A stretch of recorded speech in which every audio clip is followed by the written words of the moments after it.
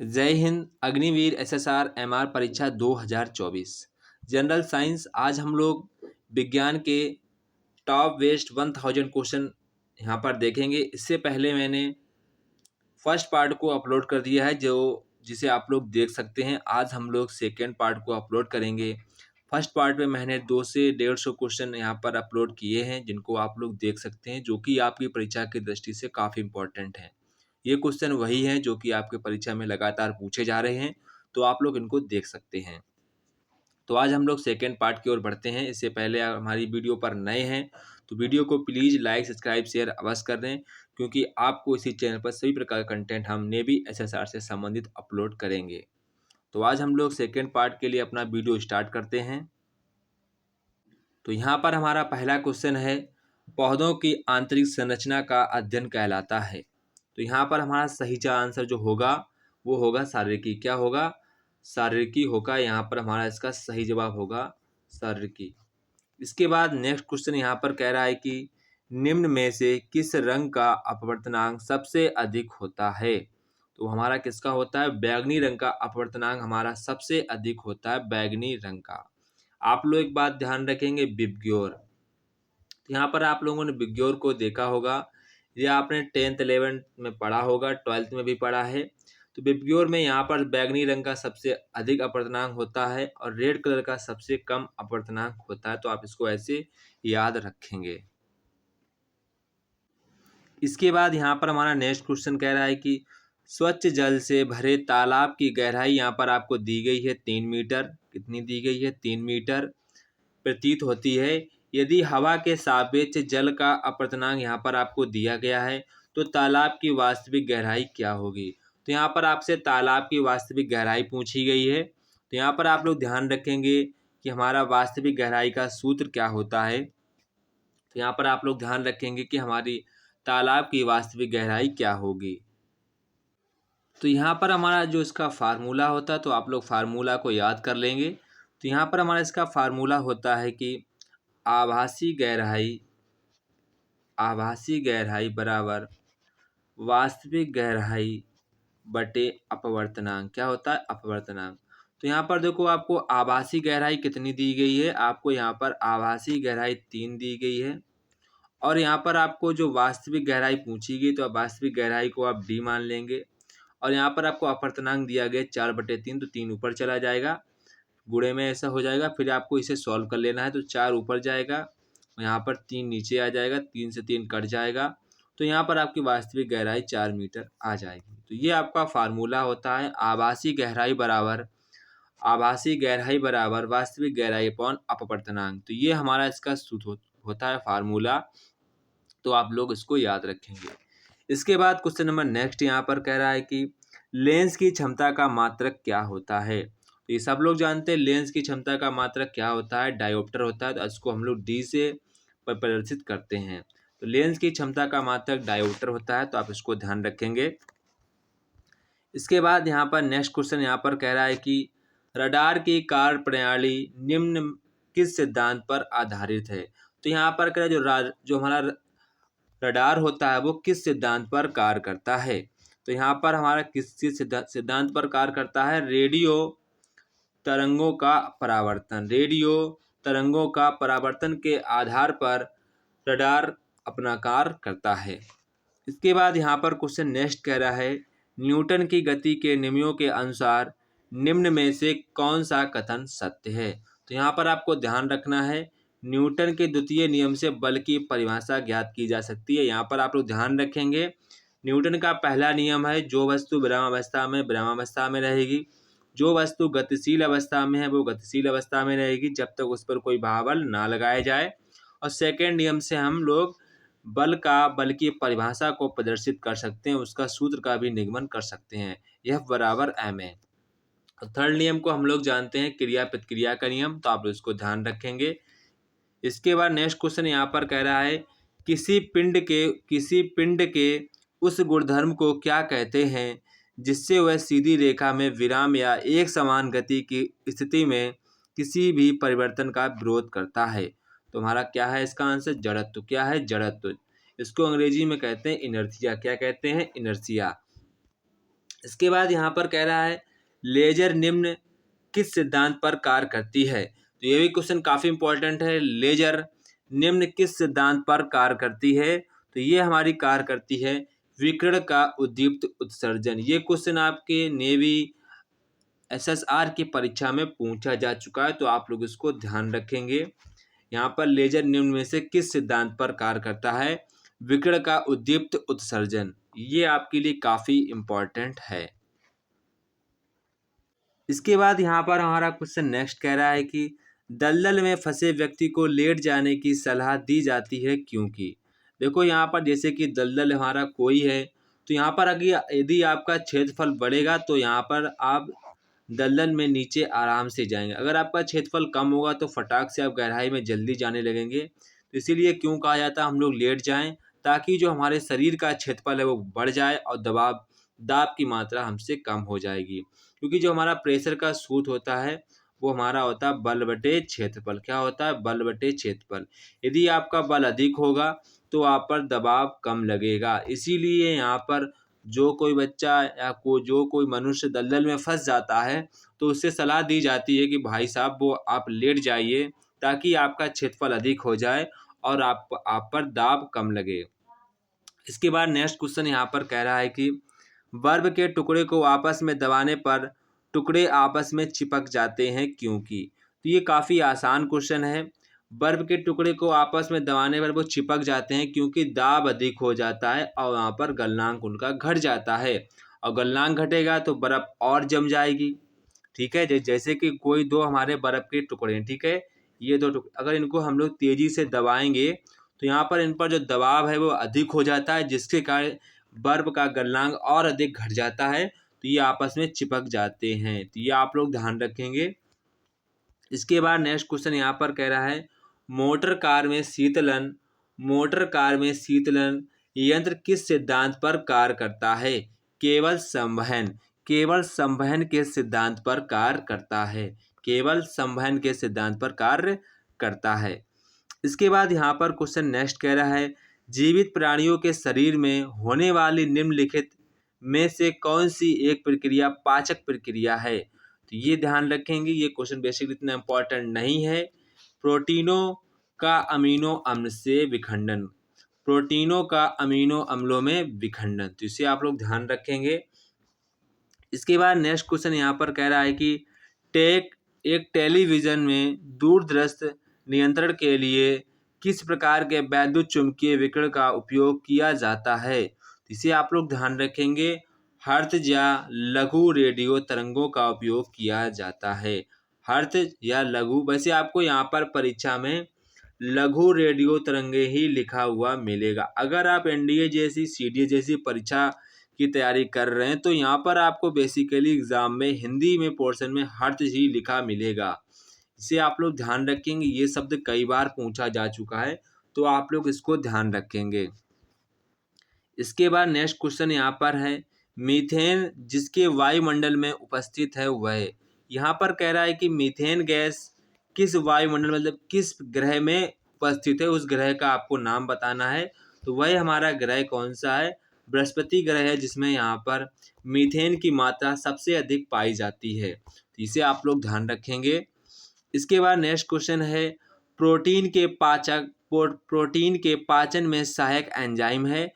तो ट्रिप्सिन कौन सा है? हमारा ट्रिप्सिन। यहाँ पर आप लोग बात को ध्यान रखेंगे, जिस भी वर्ड के आगे सिन लग जाए तो समझ जाना कि वह जो एंजाइम है वो प्रोटीन पाचक एंजाइम है, और जिस भी लेज शब्द आ जाए तो आप लोग समझ जाना वो वसा पाचक एंजाइम है। इसके बाद हम लोग देखते हैं नेक्स्ट क्वेश्चन। इसके बाद नेक्स्ट क्वेश्चन हमारा है उन देशों में जहां लोगों का मुख्य खाद्यान्न पॉलिश किया हुआ चावल है, लोग पीड़ित होते हैं। तो यहाँ पर कह रहा है कि जहाँ पर मतलब कि लोगों का मतलब कि मुख्य खाद्यान्न पॉलिश किया हुआ चावल ही होता है, तो वहाँ पर लोग अक्सर किस बीमारी से पीड़ित हो जाते हैं। तो आप लोग ध्यान रखेंगे बेरी से पीड़ित हो जाते हैं। आपको ध्यान रखना है कि बेरी किस विटामिन की कमी से हो जाता है। तो आप लोग उसका आंसर मुझे कमेंट बॉक्स में कमेंट करके बताएंगे। इसके बाद यहाँ पर क्वेश्चन नेक्स्ट है, मांसपेशियां में निम्नलिखित में से किसके एकत्र होने से थकान महसूस होती है।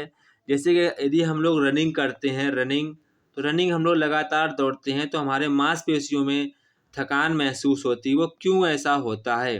क्योंकि हमारी मांसपेशियों में लैक्टिक अम्ल का जमाव हो जाता है, जिसके कारण हमें थकान महसूस होती है।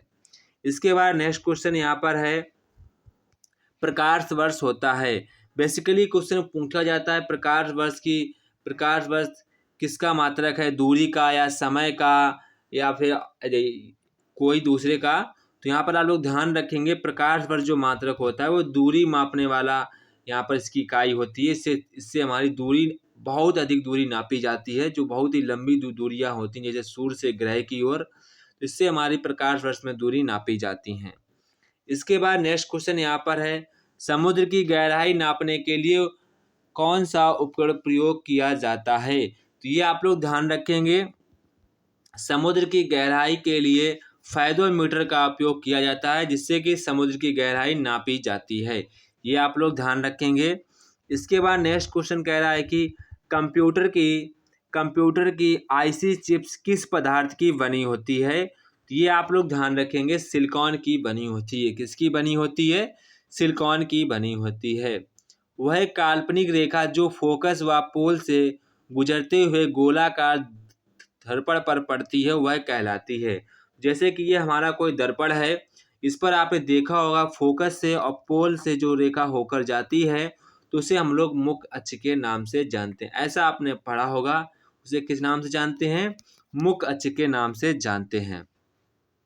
इसके बाद नेक्स्ट क्वेश्चन यहाँ पर कह रहा है, अगर किसी वस्तु का फोकस अवतल दर्पण पर पड़ता है तो उसकी छाया कहाँ पर बनती है। तो यहाँ पर कैसा कह रहा है कि यदि कोई अवतल दर्पण हमारा है और उसका जो फोकस है, वस्तु का फोकस अवतल दर्पण पड़ता है, तो यहाँ पर कह रहा है जो वस्तु का जो फोकस है वो हमारा फोकस पड़ता है, तो यहाँ पर उसका प्रतिबिंब कहाँ पर बनेगा। जैसे कि ये हमारी वस्तु है, इसका फोकस अगर यहाँ पर पड़ रहा है किसी वस्तु का, तो उसका प्रतिबिंब हमारा कहाँ पर बनेगा? उसका प्रतिबिंब हमारा अनंत में जाकर बनेगा। कहाँ पे बनेगा? अनंत में जाकर उसका हमारा प्रतिबिंब बनता है। कहाँ बनता है? अनंत में जाकर हमारा उसका प्रतिबिंब बनता है। इसके बाद नेक्स्ट क्वेश्चन देखेंगे हम लोग, वह धातु जो अम्ल व क्षार के साथ क्रिया करके हाइड्रोजन निकालती है, तो हमारी धातु कौन सी हो जाएगी? वो हमारी धातु जिंक हो जाएगी। कौन सी? जिंक। इसके बाद यहाँ पर कह रहा है, जीव विज्ञान शब्द का प्रयोग सर्वप्रथम किसने किया था। तो ये क्वेश्चन काफ़ी इंपॉर्टेंट है आपकी परीक्षा की दृष्टि से, तो प्लीज़ आप लोग इसको एकदम रट लीजिए। लैमार्क तथा ट्रेविरेनस ने सबसे पहले जीव विज्ञान शब्द का प्रयोग किया था। इसके बाद हमारा नेक्स्ट क्वेश्चन है, कार का मात्रक होता है। तो यहाँ पर हमारा कार का मात्रक जूल होता है, सभी को पता है। देखो इससे पहले मैंने पूछा था प्रकाश वर्ष की इकाई है, तो वही क्वेश्चन देखो आ गया दूरी की।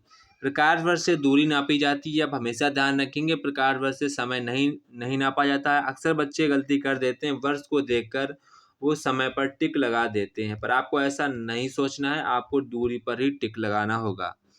इसके बाद यहाँ पर क्वेश्चन कह रहा है, एक ही प्रकार के परमाणुओं से मिलकर बना पदार्थ कहलाता है। तो वो हमारा तत्व होता है। तत्व में एक ही प्रकार के परमाणुओं का संयोजन होता है, तो आप इसको ध्यान रखेंगे।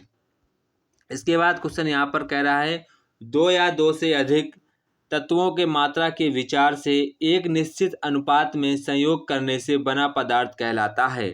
तो क्या कहलाता है? यौगिक। जैसे कि हमारा CO2 है, तो CO2 है, उसमें एक पदार्थ की निश्चित मात्रा मिलाई गई है, जिससे कि हमारा CO2 का निर्माण हुआ है। तो आप इसको ध्यान रखेंगे, ये आपके लिए परीक्षा के लिए काफ़ी इम्पोर्टेंट है। इसके बाद क्वेश्चन नेक्स्ट कह रहा है कि किसी ध्वनि स्रोत की आवृत्ति से होने वाले उतार चढ़ाव को कहते हैं। तो हम लोग उसको क्या कहते हैं? डॉपलर प्रभाव। क्या कहते हैं? डॉपलर प्रभाव हम लोग उसको कहते हैं। इसके बाद क्वेश्चन यहाँ पर कह रहा है, कोई कण 1 सेकेंड में जितने कंपन करता है उस संख्या को क्या कहते हैं? आवृत्ति। क्या कहते हैं? आवृत्ति। जैसे कि हमारी कोई किसी भी चीज़ की आवृत्ति है, तो 1 सेकेंड वो कितने कंपन करती है। जैसे मैंने माना कि 1 सेकेंड वो 4 कंपन करती है, तो उसकी आवृत्ति कितनी हो जाएगी? 4 आवृत्ति हो जाएगी। इसके बाद नेक्स्ट क्वेश्चन यहाँ पर कह रहा है कि वायु में ध्वनि की चाल यहाँ पर आपको दी गई 332 मीटर प्रति सेकेंड होती है। यदि दाब बढ़ाकर दोगुना कर दिया जाए तो ध्वनि की चाल क्या होगी? तो उतनी ही होगी, क्योंकि ध्वनि पर दाब का कोई भी इफेक्ट नहीं पड़ता है। इसे आप लोग ध्यान रखेंगे। ये क्वेश्चन आपको वहम किया जाएगा कि ताकि बच्चे इसको हाफ कर दें और उसका आंसर टिक कर दें। तो आप इसको ध्यान रखेंगे, ध्वनि पर दाब का कोई भी प्रभाव नहीं पड़ता है। जितनी उसकी चाल अब है उतनी उसकी चाल बाद में रहती है।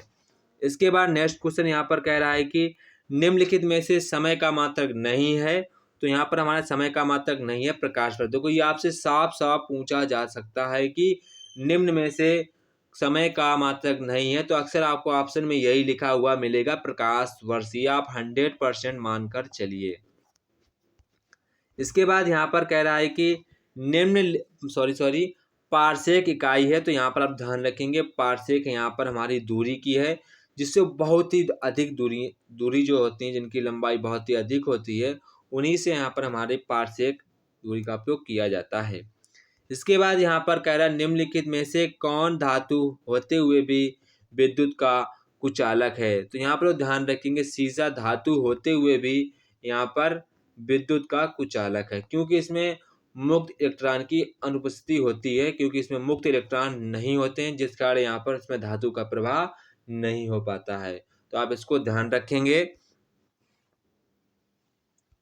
इसके बाद नेक्स्ट क्वेश्चन यहाँ पर है निम्नलिखित में से किस धातु में धातुई चमक पाई जाती है। तो यहाँ पर आप लोग ध्यान रखेंगे धातुई चमक यहाँ पर हमारे ग्रेफाइट और आयोडीन में होती है, जिनकी उनकी खुद की ये चमक होती है। ये उनकी खुद की चमक होती है धातुई चमक, आयोडीन और ग्रेफाइट। ये आप लोग ध्यान रखेंगे। ये हमारी ऐसी दो अधातु हैं जिनमें धातुई चमक पाई जाती है, मतलब कि धातु के समान इसमें चमक पाई जाती है। इसके बाद यहाँ पर कह रहा है एक गुब्बारे में हाइड्रोजन व ऑक्सीजन गैस के बराबर बराबर अणु हैं। यदि गुब्बारे में एक छेद कर दिया जाए तो यहाँ पर आप लोग ध्यान रखेंगे हाइड्रोजन गैस तेजी से निकलेगी। ऐसा क्योंकि हमारी जो हाइड्रोजन गैस होती है वो काफ़ी हल्की होती है और ऑक्सीजन गैस हमारी भारी होती है। तो यहाँ पर हाइड्रोजन गैस जल्दी से निकलेगी। इसके बाद नेक्स्ट क्वेश्चन यहाँ पर कह रहा है कपूर के छोटे छोटे टुकड़े पानी की सतह पर नाचते हैं, ऐसा क्यों? क्योंकि यहाँ पर पृष्ठ तनाव के कारण। किसके कारण? पृष्ठ तनाव के कारण। इसके बाद यहाँ पर कह रहा मोस्ट इंपॉर्टेंट क्वेश्चन है, जो कि आपकी परीक्षा के लिए नेवी एसएसआर और एमआर दोनों परीक्षाओं के लिए काफ़ी इंपॉर्टेंट है। पानी का घनत्व अधिकतम होता है किस तापमान पर पानी का घनत्व सबसे अधिक होता है? तो वो हमारा होता है 4 डिग्री सेल्सियस पर पानी का तापमान सबसे अधिक होता है। इसके बाद यहाँ पर क्वेश्चन देखेंगे नेक्स्ट, यदि दो उपग्रह एक ही वृत्ताकार कक्षा में चक्कर लगाते हैं तो उनके वेग समान ही रहेंगे। जैसे कि एक हमारी ये ग्रह है, इसके वृत्ताकार ग्रह में कोई चक्कर लगाएगा, जैसे कि यहाँ पर चक्कर लगा रहे हैं एक ही ग्रह में, तो इनका जो वेग है वो समान, निश्चित रूप से समान ही रहेगा। निश्चित रूप से इनका जो वेग है वो समान ही रहेगा। इसके बाद यहाँ पर कह रहा है कि पृथ्वी की परिक्रमा कर रहे उपग्रह में से एक पैकेट छोड़ दिया जाता है तो उपग्रह के साथ उसी चाल में पृथ्वी की परिक्रमा वो भी करेगा। क्योंकि जैसे कि यहाँ पर ये हमारी पृथ्वी है और यहाँ पर ये चांद रोटेट कर रहा है, ठीक है, ये चांद है हमारा। जिस प्रकार से पृथ्वी चांद को बांधे हुए है, अगर आप चांद पर कोई पैकेट को ढील देते हैं, जैसे कि हमारा पैकेट है, तो चांद इस पैकेट को अपने गुरुत्वाकर्षण के बल के कारण इसको खींच कर रखेगा, जिस कारण ये जो पैकेट है चांद के साथ इसके राउंडर घूमना लगेगा और साथ साथ इसकी भी परिक्रमा करने लगेगा। तो आप इसको ध्यान रखेंगे, तभी यहाँ पर लिखा है उपग्रह के साथ साथ उसी चाल में पृथ्वी की परिक्रमा करेगा। इसके बाद नेक्स्ट क्वेश्चन यहाँ पर कह रहा है कि निम्नलिखित में से कौन सा यौगिक है। तो इसे आप लोग ध्यान रखेंगे, यौगिक बहुत प्रकार के होते हैं, तो यहाँ पर सिर्फ और सिर्फ मैंने ऑप्शन से उठाया है, तो अमोनिया ही होगा। क्या होगा? अमोनिया। यहाँ पर कह रहा है कि यंग प्रत्यास्थता गुणांक की एसआई इकाई क्या होती है? न्यूटन प्रति मीटर स्क्वायर। क्या होती है? न्यूटन प्रति मीटर स्क्वायर। इसके बाद यहाँ पर कह रहा है कि कैंडला की यहाँ पर इकाई क्या होगी? तो कैंडला मात्रक है वो किसका है? ज्योति तीव्रता का यहाँ पर मात्रक है। इसके बाद यहाँ पर क्वेश्चन हमारा नेक्स्ट है, जल एक यौगिक है क्योंकि यहाँ पर H2O में देखो एक हमारा एक निश्चित अनुपात में हाइड्रोजन का होता है, ऑक्सीजन होता है और यहाँ पर रासायनिक बंध से जुड़े हुए दो भिन्न तत्व होते हैं। तो जल हमारा एक यौगिक है, इसे आप लोग ध्यान रखेंगे। इसके बाद नेक्स्ट क्वेश्चन है, वह विज्ञान जिसका संबंध जीवधारियों के अध्ययन से होता है वह कहलाती है। तो हमारी वो कहलाती जीव विज्ञान, जिसे हम लोग हिंदी इंग्लिश में बोलते हैं बायोलॉजी। क्या बोलते हैं? बायोलॉजी। इसके बाद नेक्स्ट क्वेश्चन यहाँ पर है, फाइकोलॉजी में किसका अध्ययन किया जाता है? ये क्वेश्चन काफ़ी इंपॉर्टेंट है। नेवी, एसएसआर और एमआर दोनों परीक्षाओं के लिए काफ़ी इंपॉर्टेंट है। तो हमारा किसका अध्ययन किया जाता है? शैवाल का अध्ययन किया जाता है। किसका किया जाता है? शैवाल का। इसे आप लोग ध्यान रखेंगे। इसके बाद नेक्स्ट क्वेश्चन है, जूल निम्नलिखित में से किसकी इकाई है? तो यहाँ पर जूल निम्नलिखित में से किसकी इकाई है? हमारी ऊर्जा की इकाई है। किसकी इकाई है? ऊर्जा की इकाई है। इसके बाद यहाँ पर कह रहा है कि मात्रकों की अंतरराष्ट्रीय पद्धति कब लागू की गई थी? मतलब कि मात्रों की यहाँ पर जो हमारी इकाइयाँ हैं वो किस सन में लागू की गई थी? तो वो हमारी लागू की गई थी 1971 में लागू की गई थी। जब हमारे भारत में यहाँ पर आप लोग बताएंगे क्या चल रहा था 1971 में, क्या हो रहा था? तो जब हमारे अंतरराष्ट्रीय मात्रकों की इकाइयाँ घोषित की गई थी।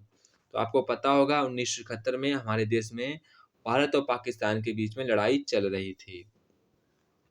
इसके बाद नेक्स्ट क्वेश्चन यहाँ पर कह रहा है, चमगादड़ अंधेरे में उड़ते हैं क्योंकि उनके पास एक प्रकार की तरंगें होती हैं जिन्हें हम लोग पराश्रव तरंगें के नाम से जानते हैं। वो जब रात में उड़ते हैं तो अपनी पराश्रव तरंगों को ऐसे निकालते हैं कान से या नाक से, जो आँख से निकालते हों, तो उसके माध्यम से ये लोग अपने रास्ते का भी निर्माण कर लेते हैं, ताकि देख लेते हैं कि हमारे रास्ते में कोई अवरुद्ध नहीं है, इसीलिए वो अपने पराश्रव तरंगों के माध्यम से उड़ते हैं। इसके बाद नेक्स्ट क्वेश्चन यहाँ पर है हमारा, बर्फ में स्केटिंग करना प्रदर्शित करता है। तो यहाँ पर कह रहा है कि बर्फ में स्केटिंग करना प्रदर्शित करता है कि दाब बढ़ाने पर बर्फ का गलनांक घट जाता है। यहाँ पर क्या होगा? बर्फ में जैसे आप लोग वही देखो, जैसे कि बर्फ बिछी, इस पर आप स्केटिंग करेंगे तो यहाँ पर दाब बढ़ जाएगा, जिसके कारण बर्फ का गलनांक घट जाएगा। ये क्वेश्चन आपको बता चुके हैं। इसके बाद यहाँ पर कह रहा है, स्टेनलेस स्टील एक मिश्र धातु है। स्टेनलेस स्टील एक मिश्र धातु है जबकि वायु एक मिश्रण है। इसे आप लोग ध्यान रखेंगे। स्टेनलेस एक मिश्र धातु है और जबकि वायु एक मिश्रण है। तो ये थे आज के हमारे यहाँ पर, आपको लगभग मैंने 100 से अधिक क्वेश्चन करा दिए हैं, जिनको आप लोग अपने अच्छे प्रकार से तैयार कर लीजिए। ये आपके यहाँ पर नेवी, एसएसआर और एमआर दोनों परीक्षाओं के लिए उपयोगी हैं। तो आप इनको अच्छे प्रकार से तैयार करके जाइए, अपने एग्ज़ाम को फोड़ कर आइए। जय हिंद दोस्तों, फिर मिलते हैं अपने नेक्स्ट वीडियो में। अगर आपको यहाँ पर भारत और विश्व के भूगोल से संबंधित वन लिखने क्वेश्चन चाहिए तो आप लोग मुझे कमेंट बॉक्स में कमेंट करके बता सकते हैं। अगर वीडियो अच्छी लगी हो तो video please like, subscribe, share, comment अवश्य करें। जय हिंद दोस्तों, फिर मिलते हैं अपने नेक्स्ट वीडियो में।